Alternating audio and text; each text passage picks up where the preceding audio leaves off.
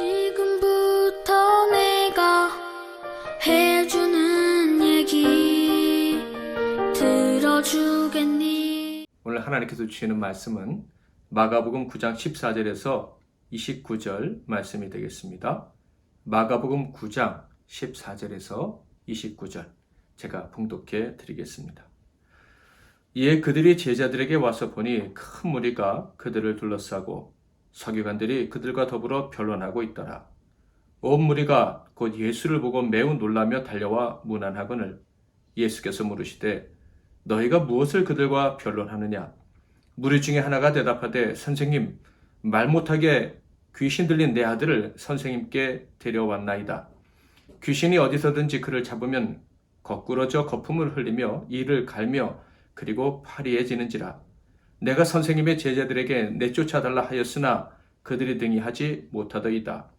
대답하여 이르시되 믿음이 없는 세대여 내가 얼마나 너희와 함께 있으며 얼마나 너희에게 참으리요 그를 내게로 데려오라 하시매 이에 데리고 오니 귀신이 예수를 보고 곧 그 아이로 심히 경련을 일으키게 하는지라. 그가 땅에 엎드러져 구르며 거품을 흘리더라. 예수께서 그 아버지에게 물으시되 언제부터 이렇게 되었느냐 하시니 이르되 어릴 때부터니이다. 귀신이 그를 죽이려고 불과 물에 자주 던졌나이다. 그러나 무엇을 하실 수 있거든 우리를 불쌍히 여기사 도와주옵소서. 예수께서 이르시되 할 수 있거든이 무슨 말이냐? 믿는 자에게는 능히 하지 못할 일이 없느니라 하시니 곧 그 아이의 아버지가 소리를 질러 이르되 내가 믿나이다. 나의 믿음 없는 것을 도와주소서 하더라. 예수께서 무리가 달려와 모이는 것을 보시고 그 더러운 귀신을 꾸짖어 이르시되 말 못하고 못 듣는 귀신아 내가 내게 명하노니 그 아이에게서 나오고 다시 들어가지 말라 하시매 귀신이 소리 지르며 아이로 심히 경련을 일으키게 하고 나가니 그 아이가 죽은 것 같이 되어 많은 사람이 말하기를 죽었다 하나 예수께서 그 손을 잡아 일으키시니 이에 일어서니라. 집에 들어가시매 제자들이 조용히 묻자오되 우리는 어찌하여 등이 그 귀신을 쫓아내지 못하였나이까? 이르시되 기도 외에 다른 것으로는 이런 종류가 나갈 수 없느니라 하시니라. 아멘. 오늘은 아무것도 할 수 없다고 느낄 때, 아무것도 할 수 없다고 느낄 때라는 제목으로 하나님 말씀을 상고하겠습니다. 방금 읽은 이 본문 말씀은 예수님께서 산에서 내려오실 때 벌어진 사건을 기록한 것입니다. 산에서 내려오셨다 함은 바로 변화산에서 내려오신 것을 말합니다. 이 변화산의 본래 이름은 정확히 알 수가 없습니다. 가이사라 빌립보 인근의 헬몬산이라는 주장도 있고 아니면 더 남쪽의 다볼산으로 주장하는 주장도 있지만 정확하지 않습니다. 그래서 일반적으로 우리는 변화산이라고만 부르는 것입니다. 그 변화산에서 어떤 일이 일어났나요? 모세와 엘리야가 하늘에서 내려와서는 예수님과 함께 대화하신 일이 있었죠. 그때 예수님의 모습이 사람이 범접할 수 없는 모습으로 변화되었었다는 것은 다 알고 계실 거예요. 그래서 그 산을 변화산이다. 예수님이 변화하셨다. 그래서 변화산이다. 부르는 것입니다. 성경에는 예수님께서 변화된 모습을 다음과 같이 묘사하고 있지요. 쉬운 성경으로 제가 한번 읽어보겠습니다. 예수님의 옷이 하얗게 빛났습니다. 세상에 어떤 사람도 그렇게 희게 빨 수 없을 정도로 새하얗게 되었습니다. 엘리야가 모세와 함께 제자들 앞에 나타나 예수님과 더불어 말씀을 나누었습니다. 베드로와 요한과 야고보, 그 산에서 예수님과 동행했던 그 세 명의 제자들은 이 광경을 목격했죠. 그것을 목격한 세 제자 중에 한 사람인 베드로가 이렇게 말했습니다. 역시 쉬운 성경으로 읽어보겠습니다. 베드로가 예수님께 말했습니다. 선생님, 우리가 여기 있는 것이 좋겠습니다. 우리가 천막셋을 세우겠습니다. 하나는 선생님을 위해, 하나는 모세를 위해, 그리고 또 하나는 엘리야를 위해 서입니다. 그러나 주님은 베드로의 말에 동의하지 않으셨습니다. 더 이상 머물지 말고 산에서 내려가자고 하셨죠. 제자들을 데리고 내려오시면서 지금 본 것을 아무에게도 말하지 말라고 명하셨습니다. 그렇게 침묵해야 될 기간은 예수님께서 죽으시고 부활하실 때까지라고 기간도 정해주셨죠. 제자들은 이 말씀의 의미를 이해할 수가 없었습니다.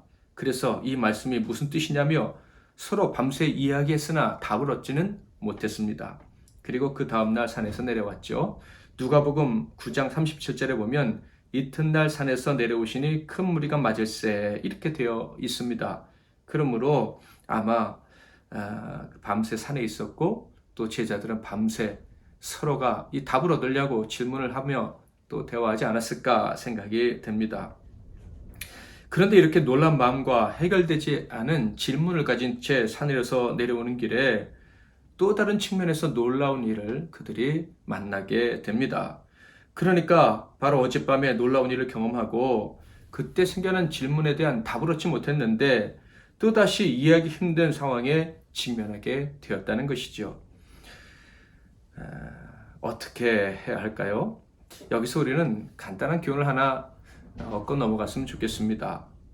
신앙생활 중 우리는 이해하기 힘든 환경에 직면할 때가 많습니다. 그러지 않아도 어려운데 또 다른 어려운 질문이나 어려움이 겹칠 때가 있죠. 그때 어떻게 해야 할까요? 다음 같은 결정을 먼저 하면 어떨까? 이렇게 제안을 해드리고 싶습니다. 두려워 말기, 의심하지 말기, 하나님의 뜻을 겸손히 기다리기, 특히 내가 지금 어디에 있는지 누구와 함께 하는지만 질문하기, 즉 내가 주님과 함께 하고 있는 것이 맞습니까? 이렇게 질문하면서 고난을 이겨보는 게 어떻겠느냐 하는 것입니다. 즉 전적으로 하나님만을 의지하기로 결정하기, 이것이 질문이 계속될 때 우리가 가졌으면 하는 태도입니다. 이들이 직면한 또 다른 곤란한 상황은 어떤 것이었을까요? 바로 산 아래에 있었던 다른 9명의 제자들에게 벌어진 일이었습니다. 오늘 본문 말씀 중 14절을 한번 읽어보겠습니다. 이에 그들이 제자들에게 와서 보니 큰 무리가 그들을 둘러싸고 서기관들이 그들과 더불어 변론하고 있더라. 이 상황은 글자 그대로 제자들과 서기관들이 변론하고 있는 상황이었습니다. 그런데 이 변론이라고 하니까 각자가 자기 주장을 가지고 서로 맞받아치면서 이야기하고 있는 것처럼 이해될 수가 있습니다. 그러나 헬라 원어에 보면 제자들을 향하여 변론했다 이렇게 기록되어져 있습니다. 그러므로 제자들이 일방적으로 공격을 당하는 상황이라고 보는 것이 옳습니다. 그러니까 제자들이 무슨 잘못을 했는지 모르지만 제자들이 성경에 능통한 서기관들에게 일방적으로 공격을 당하고 있었던 거예요. 그렇게 공격을 당하면서도 답을 하지 못해서 당황하고 있었던 것이 바로 제자들의 상황이었다 하는 것입니다. 아마도 산에서 내려오던 베드로와 요한, 야고보 이 세 제자들은 다른 8제자들의 다른 9제자들의 입장이 아주 힘들었겠구나, 지금 힘들구나 하는 것을 눈치챘을 거예요. 혹 그렇지 않더라도 다른 제자들이 곤궁에 처해 있다는 것을 곧 깨달았을 것입니다. 15절을 볼까요? 온 무리가 곧 예수를 보고 매우 놀라며 달려와 문안하거늘. 사람들이 산에서 내려오시는 예수님을 보자 놀라면서 달려왔다. 특히 무리가 놀라면서 달려왔다. 이렇게 기록되어져 있습니다. 왜 놀랐을까? 변화산에서처럼 예수님의 몸과 옷이 광채가 났기 때문은 아니었을 거예요. 왜냐하면 변화산에서의 일은 비밀로 하라고 하셨기에 그런 모습을 보이셨을 리는 만무하기 때문입니다. 그렇다면 왜 놀랐을까? 아마도 9명의 제자들이 더 이상 변명할 수 없는 상황에 떨어졌기 때문에 완전히 망신을 당하든지 아니면 사기꾼으로 물려서 잡혀가든지 하는 아주 심각한 위기일 때, 즉 제자들이 더 이상 견딜 수 없을 것 같은 그때에 예수님이 짠 하고 나타나셨기 때문이다 라고 생각합니다.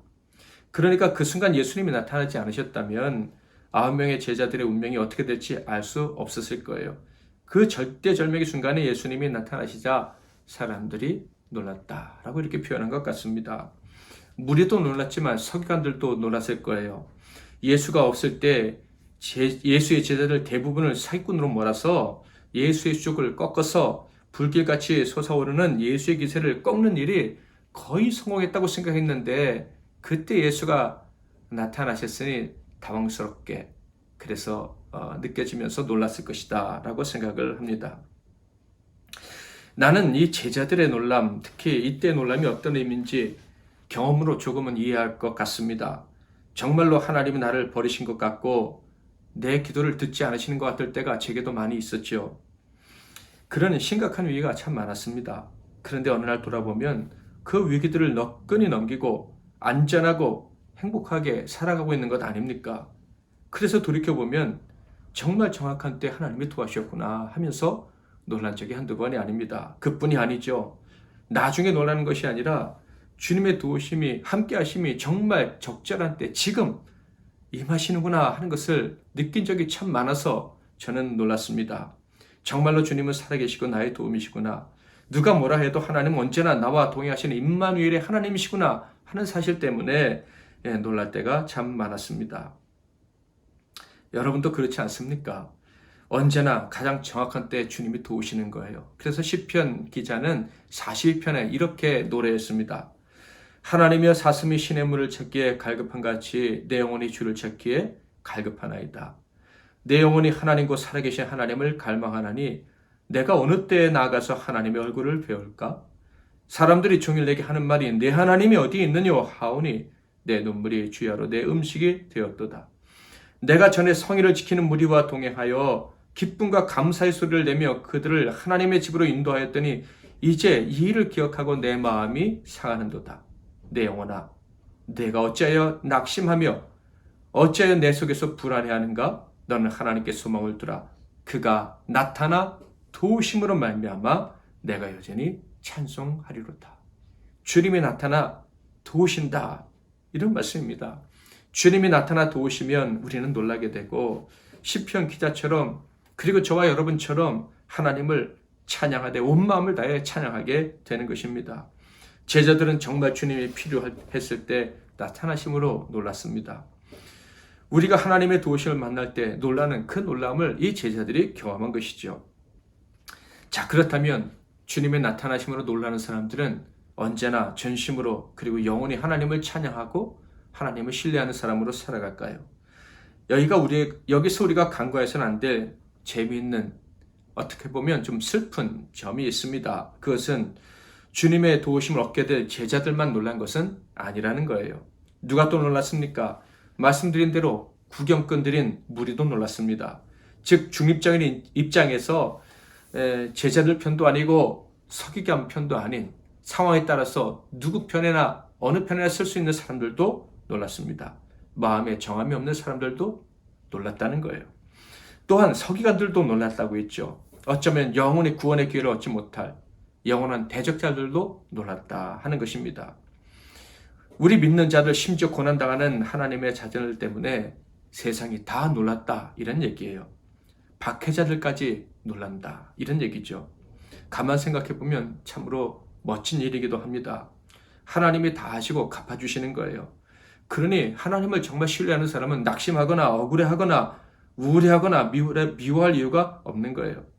다만 주님이 나타나 도와주실 때, 그래서 모든 사람이 다 같이 놀라게 될 때, 바로 그때 나는 더욱 힘차게 주님을 찬양하리라, 더욱 주님을 신뢰하는 사람이 되리라, 그렇게 결정하고 나아가는 것이 중요하고 또 그렇게 되는 것이 중요하다 생각합니다. 아직 믿음이 부족한 분이 계십니까?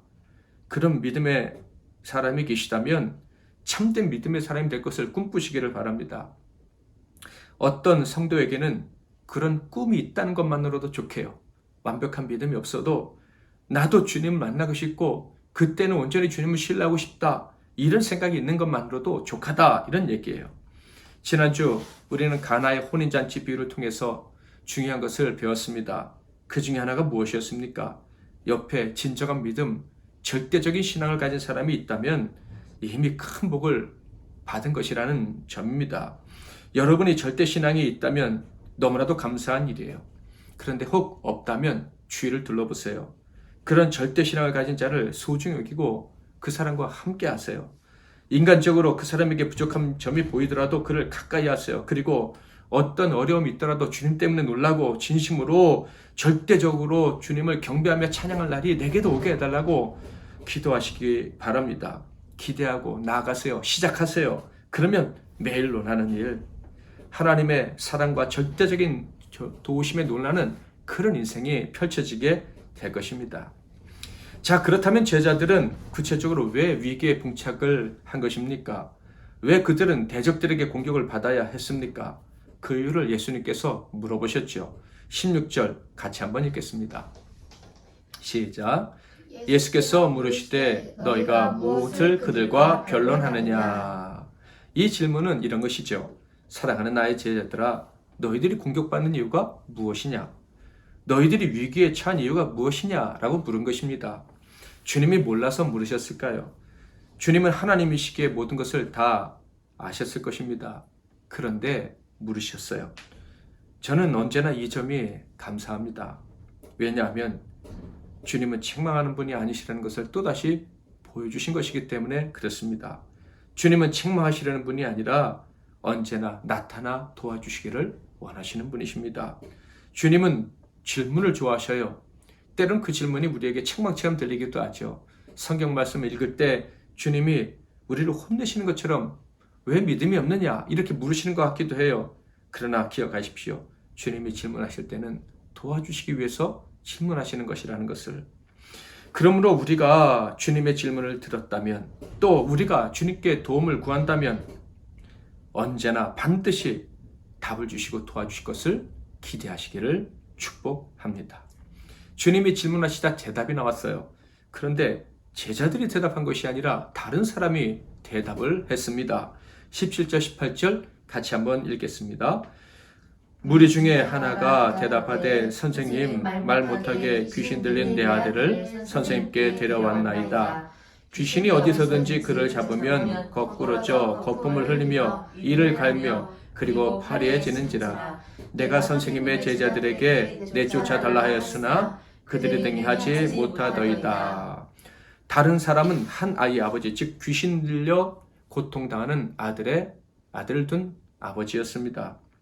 그 사람이 제자들을 대신해서 예수님께 대답을 한 거예요. 그 대답의 내용은 이 상황은 제자들 책임이라는 것이었습니다. 주님은 제자들을 도와주려고 질문을 하셨어요. 그런데 주님이 도와주시기 전에 제자들의 답을 들으시기도 전에 제자들은 고발을 당하게 된 것입니다. 물론 제자들이 고발 당한 것이긴 하지만 어떻게 보면 제자들의 대답도 별로 다르지 않았을 것 같다 하는 생각이 듭니다. 그러니까 제자들이 이렇게 대답했을 것 같아요. 주님, 우리가 힘듭니다. 이 끝이 아니라 주님, 우리가 예수님 때문에 힘듭니다. 이렇게 하나의 아버지처럼 원망 섞인 말로 대답을 했을 것 같다 하는 거예요. 그러니까 제자들이 놀랐을 때 도움을 얻으리라는 확신 때문에 놀란 것만은 아니고 어쩌면 양심적으로 자신들이 믿음이 없다는 것 때문에 놀랐을 수도 있겠다 하는 생각도 들어요. 귀신 들린 아버지의 말은 제자들이 자기의 아들을 고쳐준다고 하고서는 고치지 못했다라고 고발을 한 것이에요. 그러니까 제자들이 하나님의 이름으로 자신을 속였다고. 그래서 서기관들이 제자들이 거짓 선지자라고 비난하고 공격을 한 것이죠. 이 아버지는 서기관들의 공격이 당연한 것이라고 지금 말하고 있는 거예요. 제자들의 입장은 그렇다면 어땠을까요? 아마 제자들은 예수님께 이렇게 대답을 했을 것 같습니다. 예수님, 전에 우리가 예수님의 이름으로 병든 자들과 귀신들을 고쳤습니다. 그때 주님이 권능을 주셔서 그런 일을 행한 것 아닙니까? 그래서 오늘도 주님이 주신 능력을 믿고 우리는 주님을 믿고 이 아이를 고치려고 한 것이에요. 그런데 기적은 일어나지 않고 저희가 이렇게 위기에 봉착한 것입니다. 주님이 아니라면 우리가 이런 일을 시도나 했겠습니까? 오직 우리는 주님의 명을 받은 사람이고 주님의 제자들에게 이런 일을 한 것인데 결과가 이렇게 되었습니다. 우리가 사기꾼, 종교 사기꾼으로 누명을 쓰고 말았습니다. 왜 우리가 이런 일을 겪어야 할까요? 이게 제자들의 대답이 아니었을까라고 생각을 해봅니다. 그래서 이 아이의 아버지의 대답에 주님이 이렇게 반응하신 것이죠. 19절 같이 한번 읽어보겠습니다. 시작. 대답하여 이르시되 믿음이 없는 세대여 내가 얼마나 너희와 함께 있으며 얼마나 너희에게 참으리요 그를 내게로 데려오라 하시매. 아이의 아버지와 제자들 모두를 포함한 모든 사람들을 책망하신 것입니다. 그들 모두에게 믿음이 없다라고 말씀을 하신 거예요. 그들 모두는 주님이 오셔서 조금은 안심을 했을 것이에요. 그러나 역시 절대적인 믿음은 없었던 것이 분명해 보입니다. 그들을 모두를 책망하신 주님은 아이를 데리고 오라고 하셨어요. 그랬더니 상황이 더 긴박해졌습니다. 제자들이 고치려고 했을 때보다 더 상황이 안 좋아졌다, 이런 얘기예요. 20절 보면 이에 데리고 오니 귀신이 예수를 보고 곧 그 아이로 심히 경련을 일으키게 하는지라 그가 땅에 엎드러져 구르며 거품을 흘리더라. 상황은 긴박해졌지만 우리 예수님은 노련한 의사처럼 그 아이 아버지에게 문진을 시작하십니다. 예수님이 질문하시고 아이 아버지가 아이의 상태를 이야기하기 시작합니다. 그러자 처음에는 주님께서 듣고 싶은 말씀을 들으셨는데, 즉 그 사람에게 나타난 고통을, 그 이유를 들으셨는데 조금 지나서는 주님께서 절대로 해선 안 될 말을 하는 그 소리를 주님이 들으셔야 했습니다. 21절, 22절. 예수께서 그 아버지에게 물으시되 언제부터 이렇게 되었느냐 하시니 이르되 어릴 때부터니이다. 귀신이 그를 죽이려고 불과 물에 자주 던졌나이다. 그러나 무엇을 하실 수 있거든 우리를 불쌍히 여기사 도와주옵소서. 우리에게 나타나 도우시는 놀라우신 도우민 예수님께 상황을 잘 알았습니다.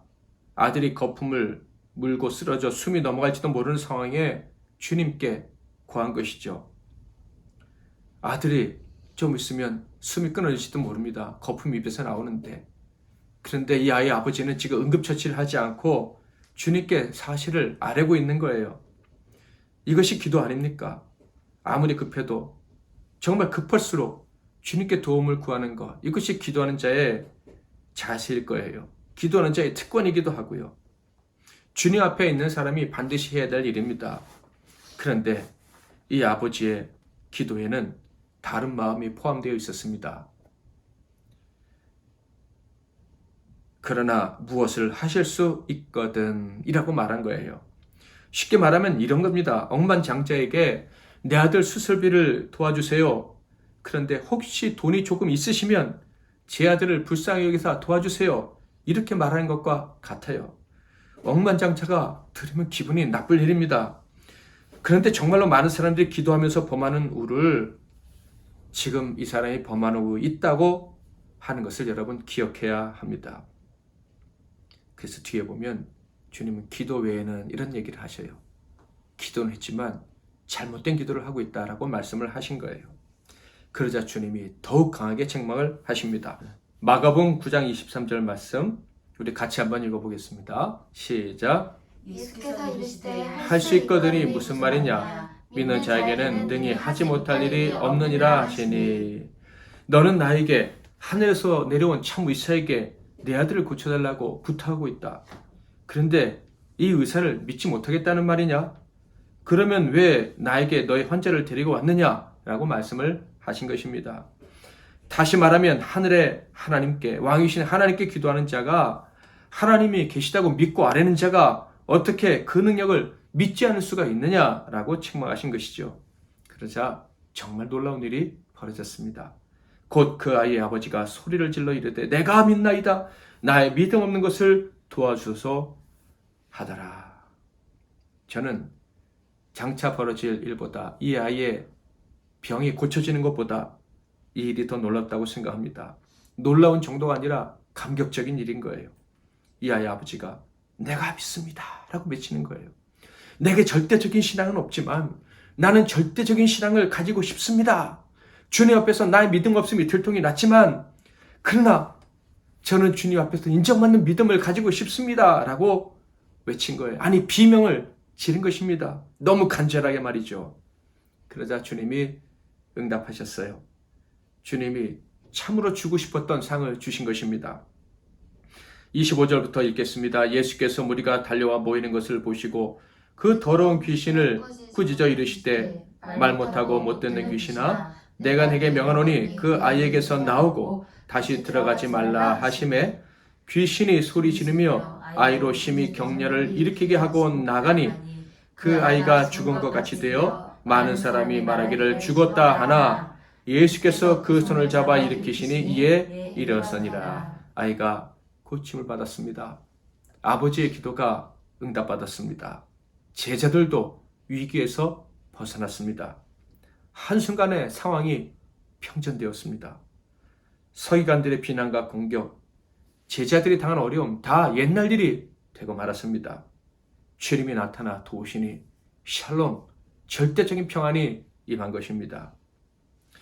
상황이 끝나고 집에 돌아왔을 때 제자들은 자신들이 고치지 못했던 이유를 예수님께 여쭈었죠. 그러자 주님이 이렇게 대답하십니다. 집에 들어가심에 제자들이 조용히 묻자오되 우리는 어찌하여 등이 그 귀신을 쫓아내지 못하였나이까? 이르시되 기도 외에 다른 것으로는 이런 종류가 나갈 수 없느니라 하시니라. 주님의 대답은 기도를 하지 않았기 때문이다 라는 것이었어요. 기도하면 능력을 행할 수 있다는 말씀이기도 하죠. 자, 그렇다면 제자들은 정말 기도하지 않았을까요? 하나님께 이 아이를 고쳐달라고 기도하지 않았을까요? 기도했을 거예요. 귀신 들린 아이의 아버지도 기도한 것 아닙니까? 주님의 도움을 구했으니. 여기서 우리는 놓치지 말아야 될 중요한 점이 있습니다. 주님은 기도의 분량을 얘기하지 않으신 거예요. 네가 기도가 부족했다. 기도를 더 많이 해야지. 말씀하신 것이 아니라 기도를 하지 않았다라고 말씀하셨다는 것. 이게 중요해요. 기도를 하지 않았기 때문에 능력이 나타나지 않았고 위기에 처했다. 이런 말씀이에요. 분명 기도했고 기도했을 것이 분명한데 왜 이런 말씀을 하셨을까? 이것은 바로 앞에 단락에 나온 이야기들을 살펴봐야지 그 답을 알 수가 있어요. 변화산에서 내려오실 때 예수님이 제자들에게 명하셨다고 했죠. 무엇을? 변화산에서 있었던 일을 말하지 말라고 명하셨다고 했어요.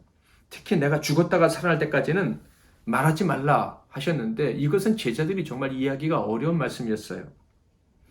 제자들은 이해할 수 없는 말씀을 듣자 또다시 이해할 수 없는 이야기가 생각이 났어요. 그것은 바로 엘리야에 대한 이야기이기도 했죠. 그래서 11절에 보면 이에 예수께 묻자와 이르되 어찌하여 서기관들이 엘리야가 먼저 와야 하리라 하나이까? 엘리야는 바로 세례 요한인데 제자들은 그것을 생각하지 못했던 것이죠. 예수님은 제자들의 질문에 세례 요한이 바로 엘리야인데 사람들이 그를 함부로 대했다 이렇게 말씀하고 있습니다. 요새 신천지가 한참 난리죠. 신천지는 세례 요한을 배도자라 실패한 사람이라고 얘기합니다. 그를 함부로 대하는 게 그들 교리의 핵심 중에 하나입니다. 그런데 예수님 말씀하십니다. 너희들이 나를 믿지 않는 이유는 바로 세례 요한을 함부로 대했기 때문이다 라고 말씀을 하신 거예요. 성경을 볼까요? 이르시되 엘리야가 과연 먼저 와서 모든 것을 회복하거니와 어찌 인지에 대하여 기록하기를 많은 고난을 받고 멸시를 당하리라 하였느냐? 그러나 내가 너희에게 이르노니 엘리야가 왔으되 기록된 바와 같이 사람들이 함부로 대우하였느니라 하시니라. 왜 성경은 이 이야기를 귀신 들린 아이를 고쳐준 사건 앞에 기록했을까요? 왜 기도에 대해서 가르치시기 직전에 이 말씀을 하셨을까요? 바로 기도하는 자들이 기도의 대상인 하나님과 예수님을 함부로 대한다는 것을 강조하기 위함입니다. 엘리야, 세례 요한을 함부로 대하듯이 기도할 때 하나님 아버지조차도 함부로 대한다는 거예요. 제자들 역시 함부로 예수님을 대했습니다. 믿지 못했습니다. 절대적으로 신뢰하지 않았어요. 9명도 그랬는데 그런 다른 3명, 기적을 보았던 변화된 예수님 보았던 베드로와 요한과 야곱은 어땠습니까? 변화산에서 변화된 주님이 영광스러운 모습을 그들에게 보였을 때 그때 주님을 제대로 대우해 드렸습니까? 전적인 신뢰 믿음을 보여드렸습니까? 아닙니다. 만약에 그랬다면 하나님이 이런 말씀 하지 않으셨을 거예요. 5절부터 7절 말씀을 제가 읽어보겠습니다. 베드로가 예수께 고하되 라삐여 우리가 여기 있는 것이 좋사오니 우리가 초막셋을 짓되 하나는 주를 위하여 하나는 모세를 위하여 하나는 엘리야를 위하여 하사이다 하니 이는 그들이 몹시 무서워하므로 그가 무슨 말을 할지 알지 못함이더라. 마침 구름이 와서 그들을 덮으며 구름 속에서 소리가 나되 이는 내 사랑하는 아들이니 너희는 그의 말을 들으라 하는지라. 7절에 뭐라고 기록되어 있습니까? 하나님께서 하늘에서 소리를 내셔서 너희는 그의 말을 들으라, 예수의 말을 들으라 말씀하셨다는 거예요. 이 말씀은 제자들이 베드로가 주님의 말씀을 제대로 듣지 않았다는 책망이기도 한 것입니다. 함부로 주님을 대했다 이런 얘기예요. 주님 말씀을 가슴에 새기지 않고 있다는 뜻입니다. 이때 베드로의 상태는 어땠는지 아십니까? 심히 무서워했다고 했어요. 믿음이 충만한 것이 아니라 그저 두려워했다. 그래서 제정신이 아니었다. 이런 얘기예요. 베드로의 문제가 무엇입니까? 주님을 영광스러운 순간에만 인정한다는 거예요. 고난과 환란이 있는 십자가 있는 세상에서는 주님이 왕이시라는 생각을 조금도 하지 못하고 있는 거예요. 주님이 죽으시는 그 순간엔 주님이 왕이 될 수 없다고 생각하시는 거예요. 내가 고통당하는 순간엔 하나님이 예수님 왕노릇 하실 수 없다고 생각하는 거예요. 그래서 영광스러운 순간 바로 거기 변화산에만 머물려고 하는 거예요. 주님, 이 변화산에서 집을 짓고 우리 영원히 삽시다 하는 얘기는 십자가 같은 험한 곳에서는 왕노릇 하지 마세요. 이런 뜻인 거예요. 그러니까 주님의 말씀이 베드로의 마음에 없었던 거예요. 우리 주님의 말씀 가르침은 어떤 것이었습니까?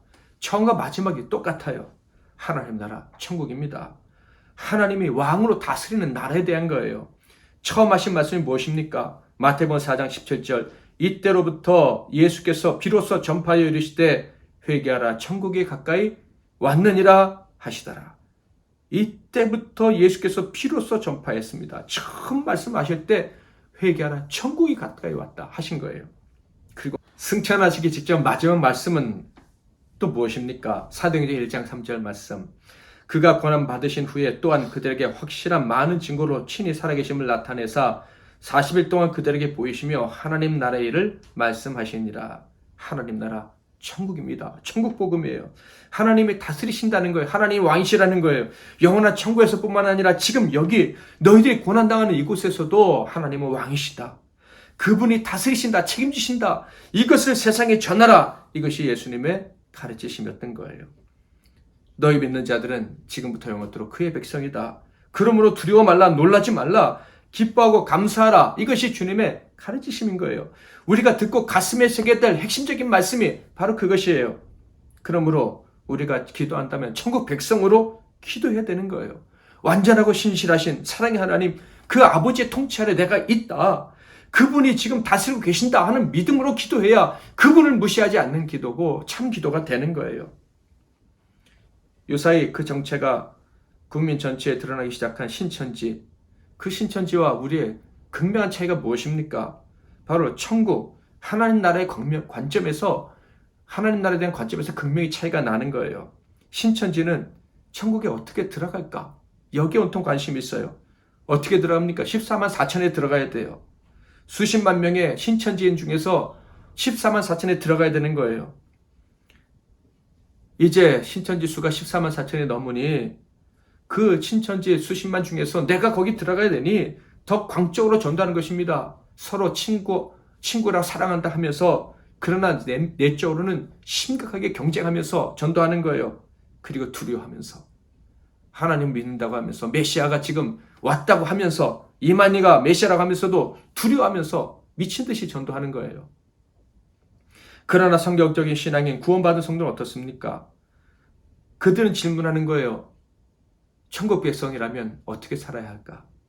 어떻게 해야 천국 백성답게 살아가는 것일까? 어떻게 해야 세상 사람들이 이 14만 4천에 들어가도록 도울 것일까? 14만 4천은 상징적인 숫자예요. 12지파 곱하기 144 해서 거기에 완전 숫자인 1000을 곱해서 14만 4천이 만들어진 거예요. 어떻게 하면 이 완전한 하나님의 백성들을 다 불러 모아서 천국에 가게 할까? 그래서 하나님 사랑하고 이웃 사랑하기 위해서 최선을 다하며 살아가는 거예요. 참된 신자는 이 땅을 천국으로 만들려고 노력하는 거예요. 사랑하려 노력하고, 그래서 의사는 병을 고치는 방법을 개발해서 천국을 만들고, 그리고 돈을 버는 사람은 더 많은 돈을 벌어 의미인데 써서 세상을 행복하게 하려고 하고, 옛날에 산업혁명 시대에는 기독교인들이 노동조합을 만들어서 가난한 사람을 차별받지 않게 하려고 했던 거예요. 그러나 이 땅의 천국을 만들려고 노력하면 할수록 세상이 좋아지는 부분도 있지만 어느 순간 또다시 타락하는 것을 경험하게 됩니다. 내가 이 땅을 천국으로 만들려고 노력했는데 어느 순간 내가 왕이 되려 하고 내가 주인이 되려 하고 내 공로를 내세려 하고 내 교만이 드러난 것을 보면서 천국 백성들은 늘 회개하는 거예요. 하나님 천국을 만들어야 되는데 이 땅에서는 자꾸 사람이 왕이 됩니다. 어서 오셔서 완전한 나라를 만들어 주세요. 하나님이 다스리시는 나라가 되게 해주세요. 그리고 저도 주님께 온전히 다스림받는 그런 인생으로 속히 거듭나게 해주세요 하면서 완전한 천국을 삼아하는 거예요. 이것이 참된 신자의 삶, 성경적인 신앙인들의 삶인 거예요. 그리고 이것이 기도하는 자들의 마음가짐인 거예요. 하나님이 왕이신 줄 믿습니다. 그러니 다스려 주세요. 기도되게 하는 태도가 바로 이거예요. 하나님이 다스리신다는 것을 믿고 기도하는 것입니다. 내가 하는 것이 아니라 하나님이 하신다는 것을 믿고 기대하면서 기도할 때 하나님이 기적을 행해 주시는 거예요. 변화산에서 왜 책망을 받았습니까? 천국 경험을 우리만 여기서 계속했으면 좋겠다. 두려워서, 신천지 신도처럼 두려워서 우리만 천국에 들어가야 돼 했기 때문에 그들은 예수님께, 하나님께 책망을 받은 거예요. 산 밑에서는요, 모두가 두려워 떨고 있습니다. 주님이 돕지 않으실까? 왕이 모르실까 해서. 왕을 왕으로 인정하지 못해서 두려워하는 사람들이 가서 왕이 계시다는 것을 알려줘야 될 사람이 우리만 여기 있자 하니까 하나님이 책망하신 거예요. 우리 하나님은 만왕의 왕이시고 무소부지한 왕이십니다. 우리 예수님은 전능하신 통치자이십니다. 그분을 모든 사람들이 알도록 하는 것이 우리의 삶이고 이것이 우리의 기도 제목입니다. 오늘 말씀 제목은 아무것도 할 수 없다고 느낄 때입니다. 가장 불행할 때, 그때가 언제입니까? 정말 아무것도 할 수 없다고 느낄 때가 언제입니까? 저는 하나님이 여기 계신 것 아는데, 하나님이 나와 함께 가신 것 아는데, 그런데 하나님께 도움을 구하지 못하는 순간이 가장 절망스러운 순간이고 정말 아무것도 할 수 없는 순간이라고 생각을 합니다. 저의 경우도 그랬어요. 주님이 계신 것 아는데, 기도하면 된다는 걸 아는데, 그런데 기도가 되지 않는 거예요. 기도 시간을 갖지 못한 건 아니에요. 기도를 하기는 합니다. 근데 내 양심이 알아요. 믿지 못하는 거예요. 원망을 가득 담은 기도만 하고 있는 거예요. 기도를 하면서도 변화를 기대하지 않는 거예요. 하나님을 왕으로 인정해드리지 않는 거예요. 주님이 여기 계신 것 아는데 변화를 기대할 수가 없어요. 그때 느끼는 절망이 진짜 절망이고, 그때 우리의 몸에서 힘이 다 빠지게 되는 거예요.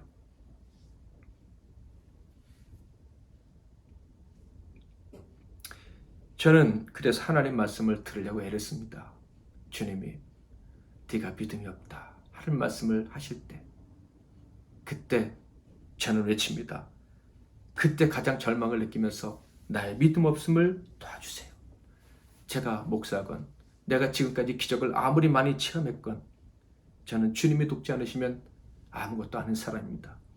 주님이 왕이 되어주지 않으신다면 저는 아무것도 아닌 사람입니다 하면서 바른 기도로 돌아갈 수 있기 때문입니다.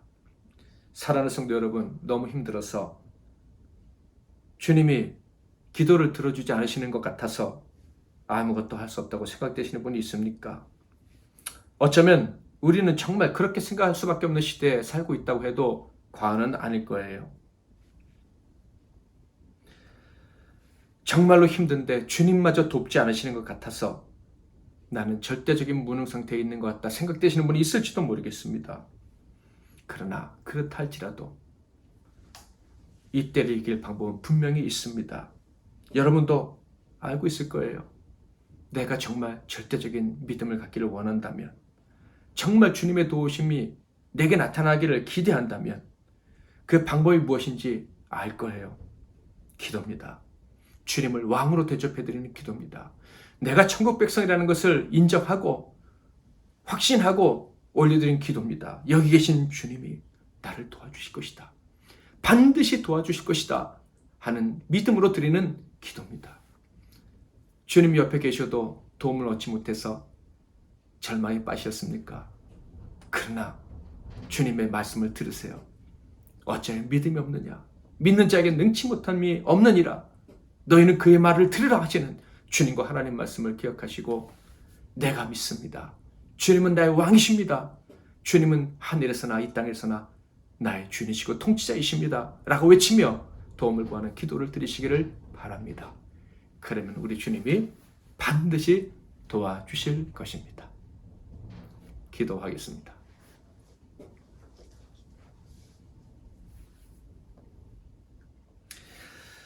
기도 제목을 드리겠습니다. 여러분은 함부로 주님을 대하면서 기도하지는 않으셨습니까? 정말 주님을 왕으로 인정하며 하나님께 기도를 드리셨습니까? 혹시 그러지 못했더라면 지금 하나님께 회개 기도를 드리시고 결단했으면 좋겠습니다. 우리 주님께 대한 절대적인 믿음을 갖겠다는 결단. 그 믿음이 내게 없으니 그 믿음을 내게 주옵소서 하는 간구. 이것을 하나님께 올려드렸으면 좋겠습니다. 어디나 천국임을, 어디나 주님이 다스리심을 믿고 간구하는 자가 되게 해달라고 기도하십시오. 우리가 그렇게 기도할 때 환난 중에 있는 우리 민족, 사랑하는 이들을 구해주시리라 믿습니다. 왕이신 주님이 내려오셔서 우리와 함께 하시는 주님이 손을 내미셔서 우리 민족과 사랑하는 자들을 용서하고 살려달라고 기도하겠습니다.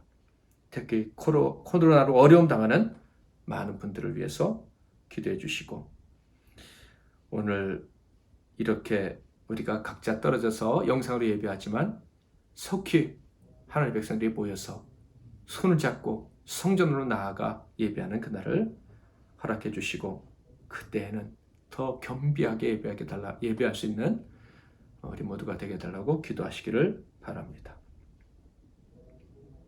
같이 기도하겠습니다.